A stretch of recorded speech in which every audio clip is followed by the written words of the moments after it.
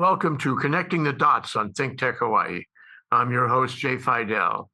This episode is called Trump Distractions, Thoughtful Actions, or Incompetent Dementia. Our co-host for the show is DeSoto Brown.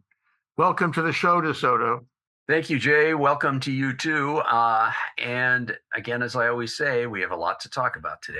Well, at this moment, there is no way to know why Trump does what he does. His supporters will argue that every action he takes is well thought out and sensible, but it's obvious that that's not true. Only the passage of time will reveal what's really going on right now, either because his deterioration will reach the point that it must be openly acknowledged, or because the people in the know will eventually tell what they know from behind the scenes. Meanwhile, we can only watch and conjecture and work hard to cover ourselves in the face of more and more disruptions. You were talking about the game, and we need to analyze the game. There are three ways of analyzing Trump's arbitrary and sometimes outrageous activities. There might be more, but you mentioned that there are three prominent ways. One is what he's doing is a distraction, maybe from the Epstein files or something else. Thoughtful actions, sort of like Nixon. There's a plan, there's a strategy, and incompetent dementia. Possibly it's all of the above. So can we break that down, DeSoto? Can you talk about those three things? Okay, well, what I decided in looking at Trump and his behavior and looking at what's been going on ever since he came to political power, I, as you just said, decided that maybe there are three different categories to explain what he is doing and why he is doing it. So the first is distraction, and this is something that you hear a great deal of, and we might also characterize this as deflection, because that's part of it too. It's not the full story, but it's part of it. And by distraction, I mean that when something gets too difficult, when something gets too prominent, when something is being discussed too much, when he's being criticized too much for any particular thing, then he will, or his people, because again, we need to acknowledge this is not just him. These are the people who are backing him up. These are the people who actually have the brains, because Donald Trump does not have a logical, methodical, rational brain, regardless of whether he has dementia or not. So there are people behind the scenes who are guiding him and feeding him information and feeding him words. But regardless of that, if, for example, Epstein, so the Epstein situation is ever present, it is with us, he is inextricably bound up in it. And there's a lot of public anger and a great deal of public resistance and desire to bring people to justice for what was done to girls and women by Epstein and everybody around him. Well, Donald Trump is part of that.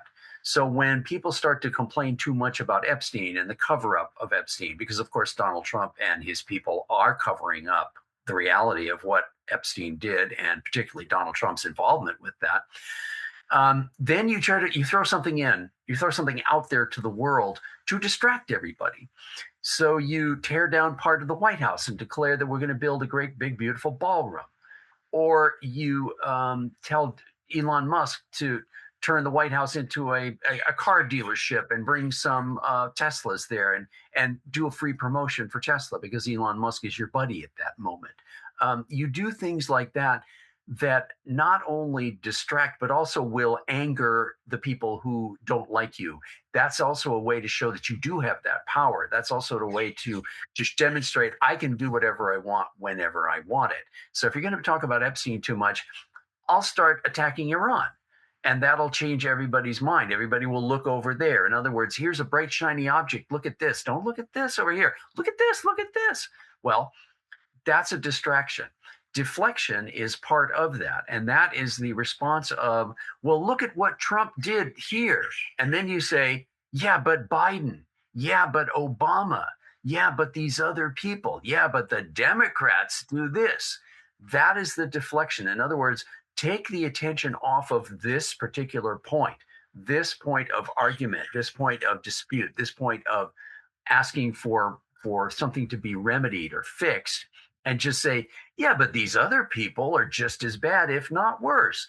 And that's particularly useful in online comments because that's what a lot of people do. And it just changes the focus of the argument. And Carolyn Levitt and Pam Bondi. This is their specialty. Pam Bondi in particular, outrageously, offensively, stupidly so. I mean, laughably so. When she is pinned down on something, what about this specific thing? She diverts and deflects to, have you seen the stock market? Do you know what Donald Trump has done for the stock market? Which again is so preposterous that it's unbelievable that she does it. And yet she does, because she's covering for him. So it isn't just that he does the distractions, it's that his people do the distractions. And again, because he's not rational enough to think of these things on his own, his people are telling him, when someone asks about this, say this. Sometimes that works, sometimes it doesn't. Again, Donald Trump won't follow scripts. He will occasionally follow a script. He'll occasionally read from a teleprompter, but he can't prevent himself from just going off and wandering as wherever his brain tries to take him, which is getting increasingly disconnected. So that is a rambling discussion of the concept of distraction as a way to take the heat off, as a way to make people think about something else, force them to confront something else that's just been thrown at them, to make them stop talking about a particular thing. So the second thing I identified, or that I conjectured. Wait. Oh, wait. All right. Not so fast, not so fast. Yeah, there are three things that come to mind for me. Okay. Number one is, and I'm asking because I don't know for sure, but part of distraction, it seems to me, is making outrageous statements and making lies, which gets the attention of many, many people. They are focused, including the press, they're focused on the lies. It's very, very troublesome, because he knows well enough how to do that. He's a past master, and there's people around him, Bondi and Levitt, they're past masters on lying in order to achieve a level of outrage which distracts. Okay, that's one reaction I have. The other reaction I have is that he's doing his apprentice thing. He knows how to deal with that. And he was so fascinated. He was compulsively fascinated with eyeballs and attention. Just spell my name right, sort of thing. And he enjoyed that to the point where I think he continues to do it. And we are living now in The Apprentice. We are living now in a reality show. I'd like your thoughts about those two possibilities. Well, first of all, the reality show thing is absolutely true. And Donald Trump always was publicity hungry. Donald Trump is a narcissist, and he wants people to pay attention to him, and he wants the attention, and he wants you to look at him. And he also thinks that he is the smartest and most attractive and sexiest and richest and everything positive person ever to exist on earth. And therefore, he thinks he is deserving of that attitude. So it's not only that he wants it, he thinks, you must give that to me. You must acknowledge my superiority because I'm better than all the rest of you. And I know you look up to me, so you may adore me now, peasants. He always was like that. Well before he had his own television show in which to just glory sitting at his big desk and giving orders and telling people they're fired. Again, he always wanted to do this. So being given The Apprentice as a television show just bolstered that, created even more of that desire in him. And that it wasn't just that it made him look, beautiful and sexy and rich. It was also that it showed his power, because he had the power to fire people. You're fired. He loves that because he loves power. Well, getting to be the president is just a continuation of everything he's ever done in his life. To say, again, look how rich I am. Look at how brilliant I am, that I have built these buildings. I've developed these gorgeous high-rise buildings that everybody loves. And my name is on all of them because it glorifies me. And you all know how glorious I am. So becoming president is the ultimate goal of that entire mindset that he's always had.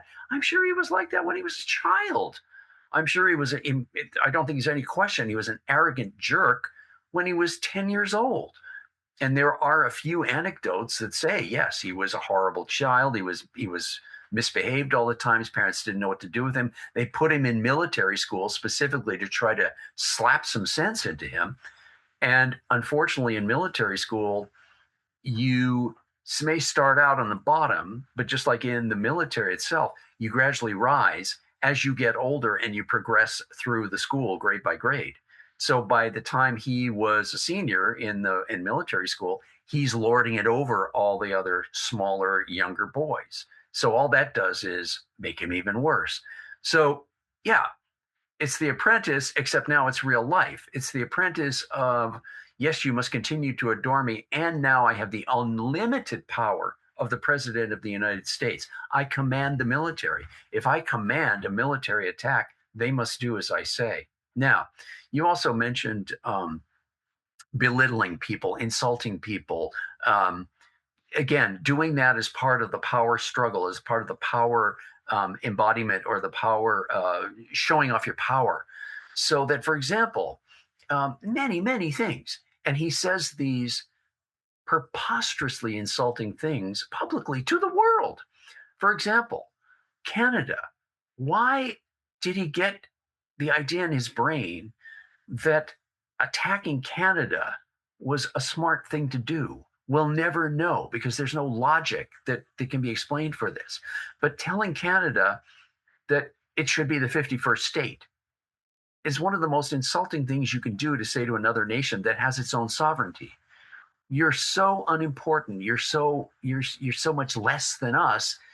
We'll be doing you a favor if we make you the 51st state, Canada. And again, it's insulting beyond belief. The notorious statement, I mean, he makes many notorious statements. It's hard to pick just one, but addressing a photographer, a reporter who asked him a question recently. This is within the last year, certainly. Someone pipes up and says, "Mr. President, what about something?" And he says to this reporter, who's a female, by the way, "Quiet, piggy." And this is treated as though it was just perfectly acceptable. Oh, but that's just Donald Trump. That's just the way he is. Let me also just point out, too, and this is something we haven't addressed yet, his very obvious inability to speak coherently and address people, speak in a way that uses full sentences, for example. He can't do that. His mind is too unfocused. It's too chaotic. And he just simply doesn't have that ability to do it. He came up with, when this was pointed out repeatedly, and his supporters, of course, would excuse anything, but he came up with this lie that some professor said, "Oh, yeah, that's a brilliant way to speak, Donald Trump. That's the weave," meaning that it was an intentional decision on his part to speak incoherently because it showed that he was controlling the people he was speaking to, or some such nonsense. The reality is, it's a significant flaw. But by acknowledging, after it had been criticized repeatedly in public, somebody comes up with the idea of, yes, acknowledge it, but claim that you're doing it on purpose, and we'll build it up as something that shows your brilliance, the magnificence of your mind. No, it doesn't show that. But again, it is a clever behind the scenes way of addressing, distracting, deflecting, and never ever admitting weakness, never ever admitting that you made a mistake. Never. Always project power, always project arrogance, and always push people around, and you'll get to be on top. One thing that comes to mind, and we were talking about this before the show, is his use of social media. You know, Obama used social media to a limited extent, but Trump, from day one in his first term, has used social media to an extraordinary degree. And that inability to speak clearly is reflected in all his posts on social media. But it has worked for him. He has reached people who live in the world of social media, not particularly articulate, not particularly educated, but they respond to what he does. And I think part of his, call it strategy, maybe that's a weak description, is the use of social media. Would you comment on that as part of his distraction phenomenon? The advantage of social media for Trump is that it is composed of many little tiny chunks of information.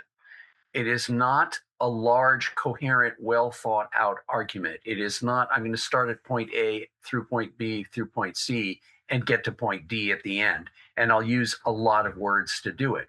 He's not capable of that. But also, and this is extremely important, most people's attention spans today don't allow that. Most people will not take the time to listen to or read something that's that lengthy. And I find myself, even myself, no longer wanting to do it because there's such an abundance, there's such a plethora of other things to look at. If I'm going to have to take too much time, I'm going to do something else. And that's a problem. Trump puts out these tiny little pieces in quantities that are astonishing. And again, just as an aside, the fact that he does this starting at 1 o'clock in the morning and continuing to 3 a.m. is also very much an indication of his instability and his probable physical difficulties that are preventing him from sleeping. And his mind is going a million miles an hour, and he just sits at a keyboard and types stuff and then puts it out there. It isn't just that he uses social media, he created his own social media platform and ironically refers to it as Truth Social because of course there's no truth in it whatsoever. And again, this is part of him having that power, having the money to do that. And of course, even if he does personally have the money, he won't use it. He'll use government money and lie about it.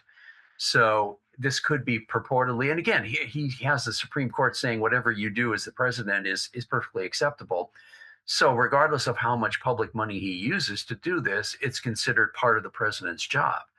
So he can put out every insult, every crazy idea that comes to his mind, every insulting AI little movie or a caricature of whoever he wants, of Michelle and Barack Obama as monkeys, and he puts it out there. And even if he's criticized for these things, and even if he's called on his lies, it just bounces right off. He just keeps going. So, and to your point also, this is very easily digestible by a huge quantity of people in the entire world. Little tiny things presented to us, we consume them very rapidly. It's like you're giving us snacks. You know, I can eat this many peanuts, I can eat this many potato chips, and I'll do it until I feel sick because they're so small that I can just keep doing it. Well, it's very easy to sway people that way if you are putting out a constant stream of information. And many people who are supporters of Trump and who are right wing are very much, as we know, in a bubble. They don't hear or see anything from outside of that bubble because they've got the option to just look at those sources readily in front of them. They've got Fox News in front of them, and they've got Truth Social in front of them, and then they have a bunch of other right-wing sources of information. They stay within that. They are bombarded with it, and they are brainwashed into it being the truth. And anything outside of that is not the truth. Anything outside of these little tidbits that Donald Trump's throwing to them all the time, they just, it doesn't exist. And that's their world. Part of the distraction thing, I think. We laugh at him when he says this is going to happen within 2 weeks. He's said that many times. And what is 2 weeks anyway? 2 weeks is the news cycle. By the end of 2 weeks, you've forgotten what he promised at the beginning of the 2 weeks. And so he floods the zone. We talk about flooding the zone, and what you're talking about on Truth Social and all the other Trump media control points is that he's going to flood the zone through that method, and then he's going to distract us with something else. You can almost predict that if something remarkable happens, something really objectionable happens, outrageous happens in a domestic setting, and where he's going to get pushback, next thing you know, he's doing something international like Iran to distract. And so I feel he can almost predict how he is going to flood the zone and how he is going to do that within the news cycle so as to stay at the top. If you look at any of the media, by the way, you will see his name appears at the beginning of every single article, if not, most of them. The other thing is, I feel that he's taking over the media right in front of our eyes, and people don't necessarily realize that the media is being subverted. One thing after another. CBS, I can't watch CBS anymore. CNN is about to get taken over by Ellison, one of his proxies. And there are others.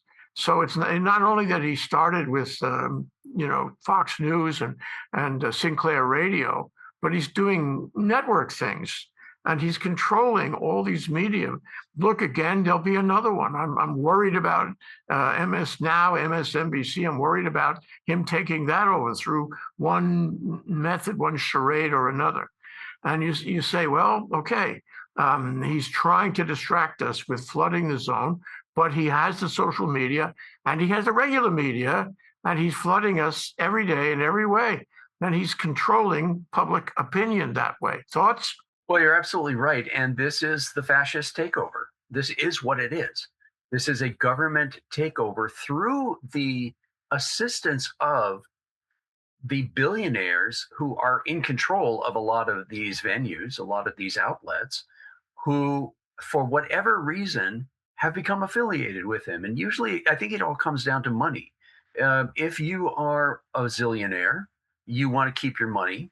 And if Trump starts to push back at you and say in the classical organized crime fashion, oh, it's a nice little business you got there. It'd be terrible if something happened to it, wouldn't it? Well, nothing will happen if you do this for me. And so he gets that it's just the threat of retaliation. People cave. He threatens people with lawsuits and they settle out of court and pay him billions of dollars.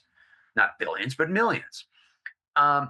He says he starts to put pressure on people, and either they do agree with him already, or they are coerced or cowed or pushed against to the point where they don't want to mess with what they've got, and they'll do what he says. And so, yes, this has happened with CBS. And you not only get people in control of these places to agree to it, you kick those people out eventually and put your own people in. And you get people who are butt kissers, who are people who will say, oh, no, nothing bad about Trump, under the guise of, well, we're showing both sides. No, you're not showing both sides. You're kissing up to Trump and you are doing what he wants you to do. And this, again, is happening right in front of our eyes. To see the billionaires who have openly become buddies with him, who socialize with him, who were in attendance at his inauguration in prominent positions. Elon Musk is the most prominent of these. The only thing, and this is a little tangent, but the only thing that keeps me from getting even more scared is the fragmentation within this world is always happening. There's always backstabbing. There's always undercutting. There's always undermining. In a situation like this, you've always got people who are trying to push others out of the way to get closer to the godlike dictator. And so once that's happening, they start hurting each other. They start breaking apart. So it does happen, and occasionally we see glimpses of it. And there's a lot of speculation about, well, like he's mad at Pam Bondi, he may fire her, or he's mad at this person and may kick them out. We can only hope that happens. But basically, come back to your question that you asked. Yeah, he is in fact openly and not so openly taking over as many venues of news dissemination as he can. And it will get to the point, as in all dictatorships, where only a few people are dissenters. Only a few people can get away with criticizing, and those few dissenters eventually can get crushed. That's why, however, you and I are sitting here as dissenters, and we have a venue to do it.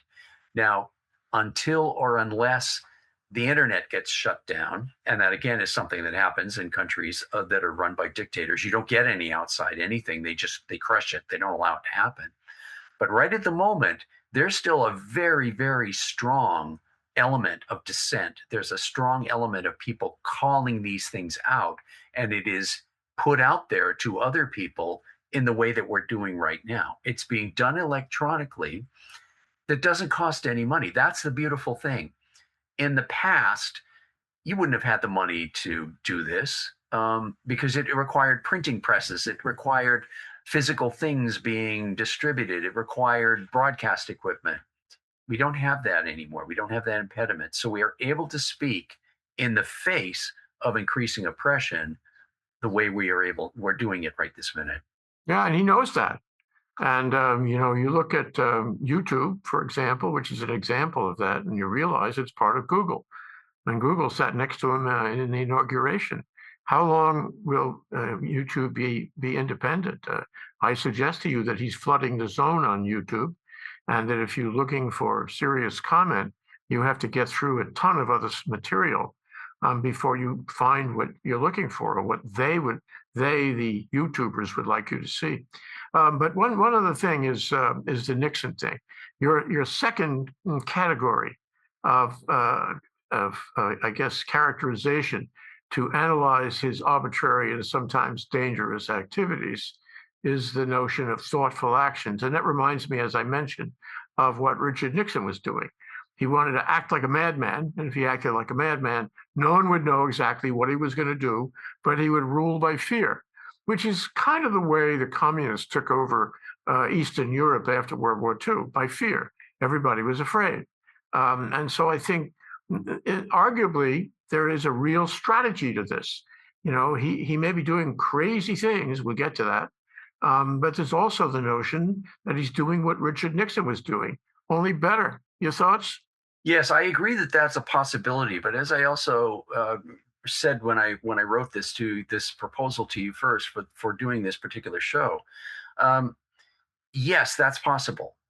But basically, the difference between Nixon and Trump is Nixon was an evil genius. Nixon was a smart man, maybe not a genius, but smart and conniving and capable of thinking out attacks ahead of time, planning for things, figuring out what steps to take.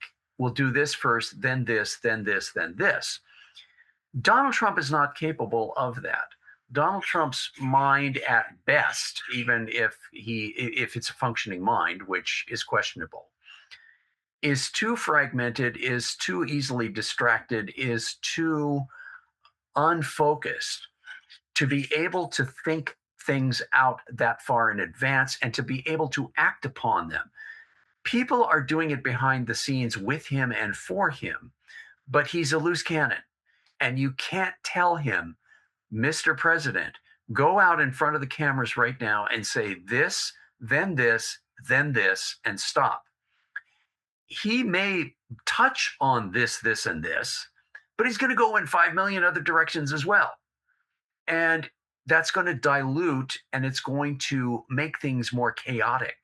So Donald Trump truly is a madman in that sense. He truly is chaos. He doesn't have the ability to go from point A to point B to point C because his brain won't allow him to do it.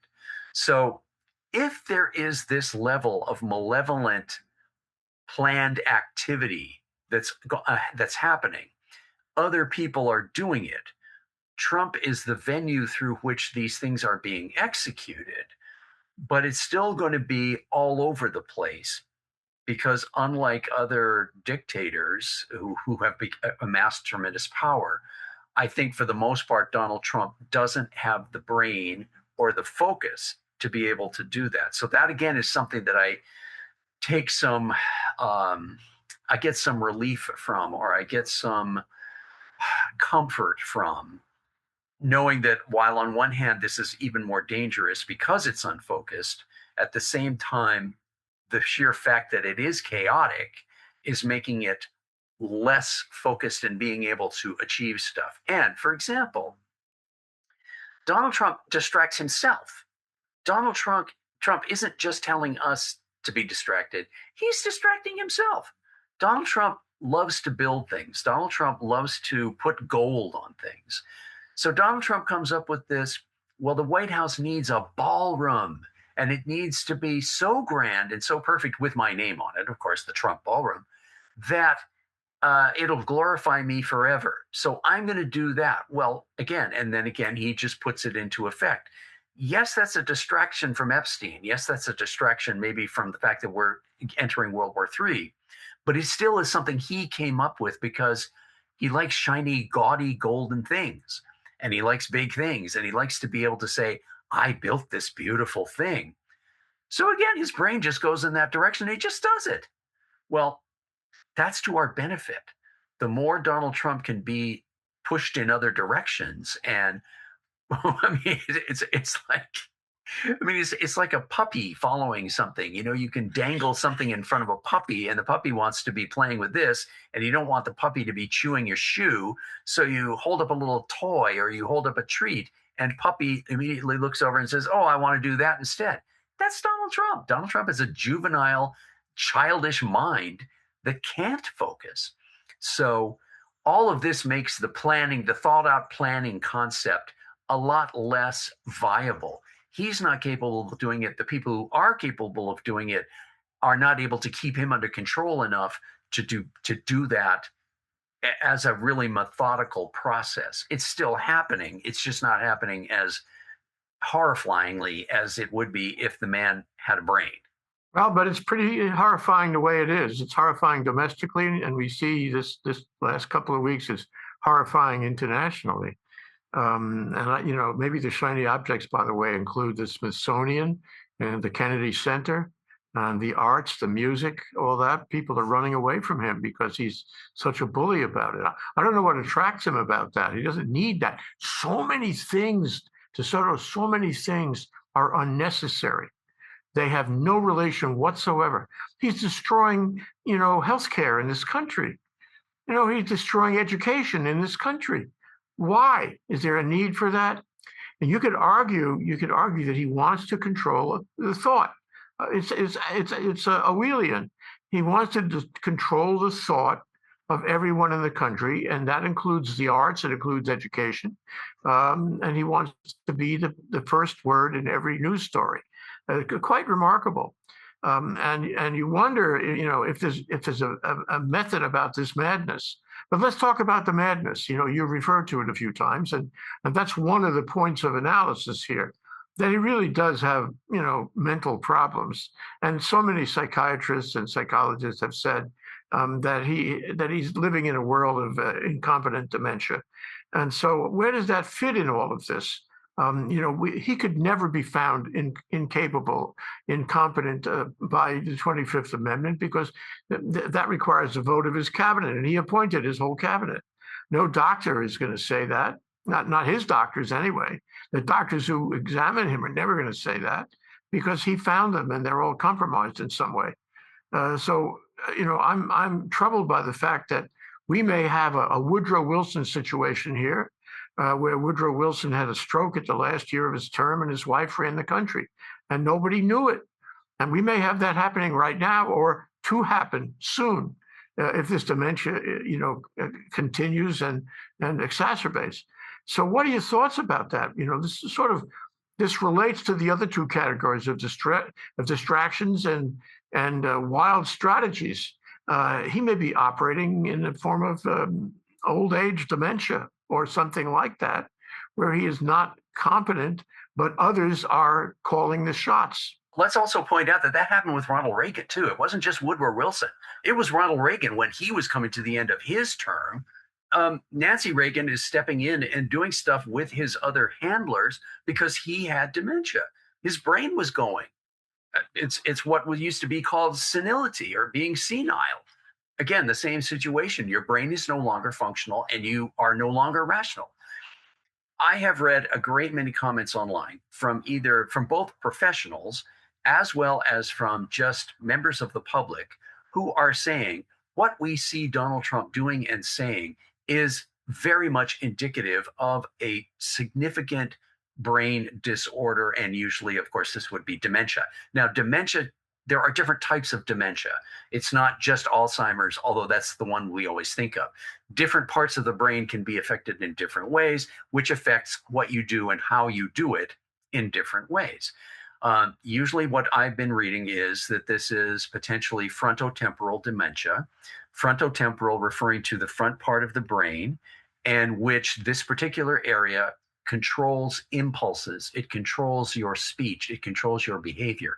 And as the restraints that usually puts on people's behavior and speech drop away, you get more prone to insults. You get more prone to saying things that are aggressive and stupid, just that you wouldn't normally do, but you turn into a different person. So that's potentially what is happening with Donald Trump. There also is evidence from his public speaking, for example, that he's tripping over things.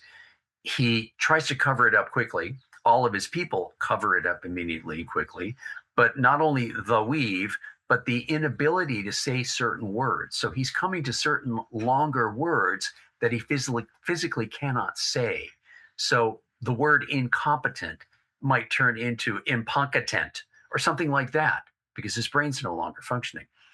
Well, if that in fact is the case, of course, it makes things more scary on one hand, because, oh my God, a total madman could be in charge of everything. And if he just arbitrarily says, I want to nuke this country, boom, he presses the button and the country is nuked. On the other hand, again, this is something I take comfort from, in that as his deterioration continues and as it becomes more and more evident and obvious, it's going to get to the point where, if in fact that's what's happening here right now, it can't be denied. If he turns around and walks into a wall, if he turns around and there have been there's evidence of this. He gets distracted and he doesn't know where he's going. Can't walk in a straight line. Doesn't know he's supposed to walk along the red carpet and go to this door and go through the door. He has to be guided around at certain points like this. And it's also been pointed out that there are signs posted in the hallways of the White House with big signs saying, the name of this particular room, so that in theory he doesn't get distracted or confused and go to the wrong room. So I think that this is very plausible, not to mention the fact that his father very openly did have dementia, and that's acknowledged. I mean, I think he has even mentioned that himself. I believe his mother did as well. Dementia does tend to be hereditary. It does tend to be inherited. So it's very plausible that in fact he is undergoing dementia. So what does that mean? It means that in some cases, as I've said already, it may mean that he's more easily handled and more easily told and manipulated into doing things. But on the other hand, it means that he's less handleable. It means that he's more of a problem. It means that he's more going to be walking off and being distracted and doing crazy stuff and saying insulting things. But if that's the case, he's got 3 more years before he comes to the end of his term. If he is collapsing mentally at a fast rate, it's going to get to the point where it can't be denied anymore. At which case, and particularly if we have midterms in 2026, and if a Democratic majority gets elected, and if the legislative branch of the government does in fact gain some power against him, we may see him being forced into being taken out of office if in fact it becomes so obvious that you can't deny it anymore. But we don't know. We're never going to be told the truth about his physical and mental condition. The fact that he frequently mentions that he's taking cognitive tests and he's doing beautifully and he's acing them, and boy, nobody can do this better than I can. The fact that he's being given these tests as often as he is bragging about, that's not a good sign for him. And again, if somebody behind the scenes was able to convince him, Mr. President, don't keep mentioning you're taking cognitive tests. It makes it sound like you're deteriorating. He's never going to do that. The whole thing about Trump is he must glorify himself. He must brag about everything. So everything he does is the best. He triumphs in everything he does. So when they give him cognitive tests, he's the best cognitive test taker there ever was. He's perfect in every respect.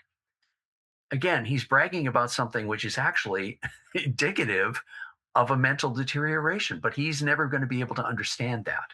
So if we're lucky, if the decline becomes so evident that even the Republicans cannot cover it up anymore and keep him in power, then we have the potential for the entire MAGA structure to fracture.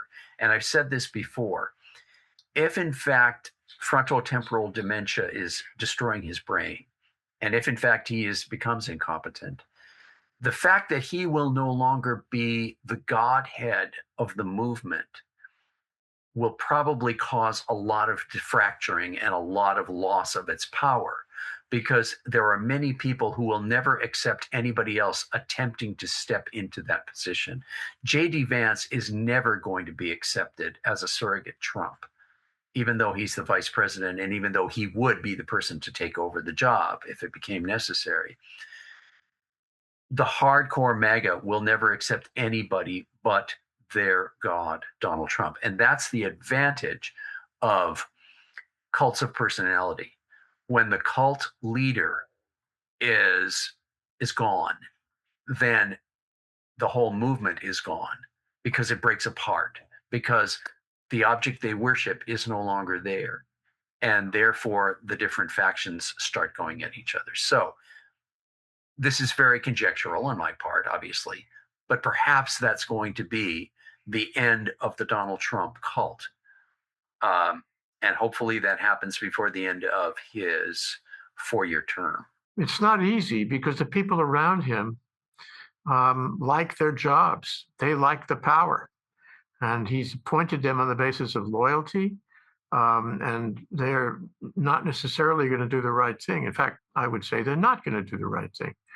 So if I turn the tables for you, DeSoto, and I say, well, I'm going to make you one of his advisors, and I'm going to give you a certain amount of power, within the cabinet.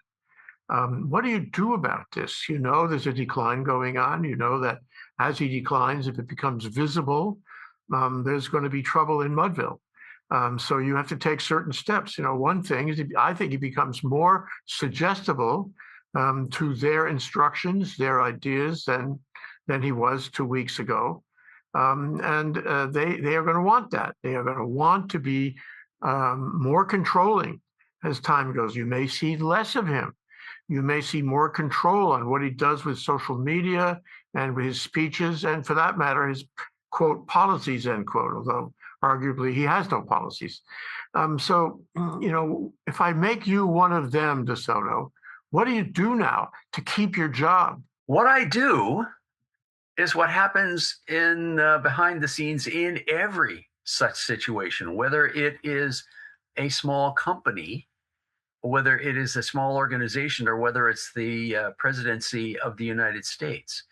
You get people conspiring with each other and against each other, because where power is involved and the desire to hold on to power is involved, people start undermining each other. People start sabotaging each other. People start bad-mouthing each other.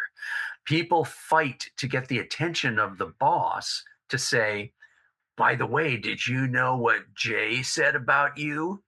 I overheard Jay saying that he hates you. I overheard Jay saying that he wants to push you out and take over your position.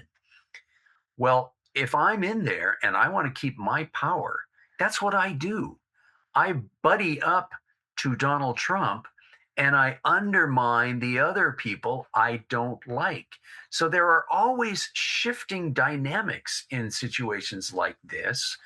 And because power is so intoxicating, and because this is the ultimate power, you're in the ultimate seat of power in the entire world, there's a tremendous impetus to do this.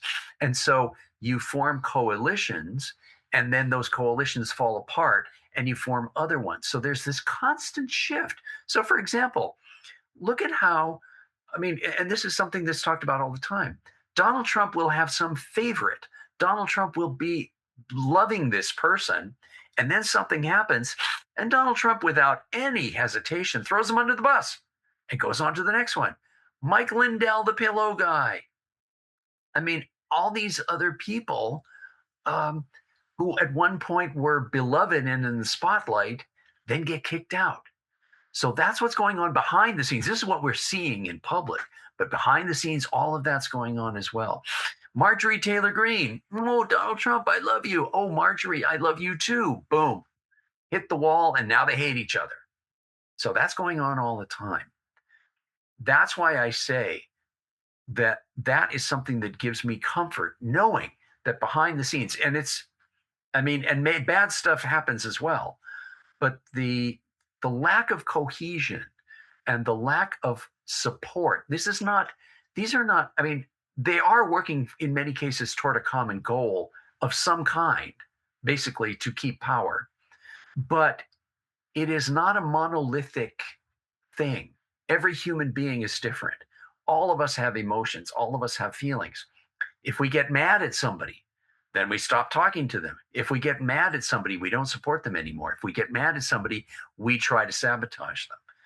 That's what's going on there with huge high stakes. And as Trump, if again that's happening, and I think it is. Even if under the best of circumstances, he's 79 years old, he's not going to last forever. He is deteriorating, as all of us are, particularly once we get to be old. So no, he's not going to be able to be on top forever. And that is true of every dictator in history. Every dictator in history gets to this point. And sometimes the machine keeps going. The machine in North Korea keeps going without any hesitation. But the machine in China, after the death of Mao Zedong, it didn't keep going. That whole really super, super oppressive communism and super oppressive situation for every common person, and to the point of mass deaths, it fell apart.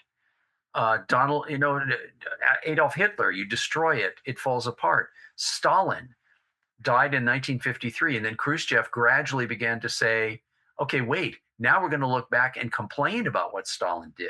Stalin was an evil man that killed millions of Russians, and Khrushchev, starting in the late 50s and early 60s, openly acknowledged it. So dictatorships and strong men do eventually fall apart. The machine falls apart. It's because the Godhead figure, as I said, dies, or it just splinters. So history has showed that that's what's going to happen. But when it happens, we don't know. And how much damage will occur before it happens, we don't know. Well, no, we don't. But he's got his finger on a million men and women in the military. He's got carriers crossing the globe at his will. He can start a war his own self at any time he likes. He just did. Shown that. He just did. Yeah, he's shown that a couple of times in the last few weeks. So he's really dangerous now, and he's effective, and he's got control of the government, essentially, as well as MAGA. He's got MAGA, but he's got the government, too. He can snap his fingers and make the government go left, go right, and that makes it all the more threatening. So my last question to DeSoto is, what do we do? We know that what his options are. Right now, they're unlimited. And we know that the people around him have the one option of trying to stay close to him and remain in his aura of power. What do we do? You can talk about how we're going to all vote against the GOP and MAGAs in the midterm elections, but I don't. That's not necessarily a guarantee. He's trying to undermine that, and he's trying to undermine the whole notion of elections. Period. So I worry about that. I also, worry about the fact that he may be reaching people to vote for him in those bizarre and corrupted elections. So here we are, and it's not entirely clear that voting for him really means, or against him means, that much. But we can go out in the streets, but he's got the brown shirts. The brown shirts are able to do things that happen in other dictatorships elsewhere and make people very sorry they went out in the streets. Finally, the media, but he's attacking the media. He knows everything you've said, everything. And he may not be all that smart, but he is smart enough to know how he retains the levers of power. So what do we do, DeSoto? Okay, well, what we do is what we're doing right this minute, and we speak online, and we speak in the ways that we are able to still speak. And we keep going while this venue is still open to us. And yes, we go out and we protest. But we're talking about, let's talk about Iran right now, because the United States just days ago attacked Iran and has started a war in Iran and has killed the dictator. which has made a lot of Iranians very happy that the dictator is gone. What were the Iranians doing before that? They were fighting back. They have been under a dictatorship for decades, for 40 years, a very, very repressive one. That wasn't just repressive politically, but repressive socially, because it was tied to a religion that, again, said that what we're doing is holy. You may not fight it because it isn't just politics, it's God's will. But there have been regular occurrences of mass demonstrations in Iran against this, and they've been going on just recently. But again, we're being repressed. All you can do is to fight back in the ways that I've just been talking about, in these ways, because unless there is literally a revolution or a rebellion, which is led by high-ranking government officials and or usually with the assistance of, and if not led by, the military. So we as individual citizens just can simply do whatever we can, but we're not going to be able to affect things at the highest level of government, as would happen if there literally was a revolution. At this point, it's not impossible that could happen. And if it was to happen, it could potentially be that a high-ranking military official, and you know, Jay, that behind the scenes, there are high-ranking people in the military who are talking about this very thing. You know that there is a core of people saying, what are we going to do when he tells us to do this? And are we going to put our foot down and say, no, we're not going to participate. We're stopping this. We're not allowing you to do this. We will not carry out an illegal order.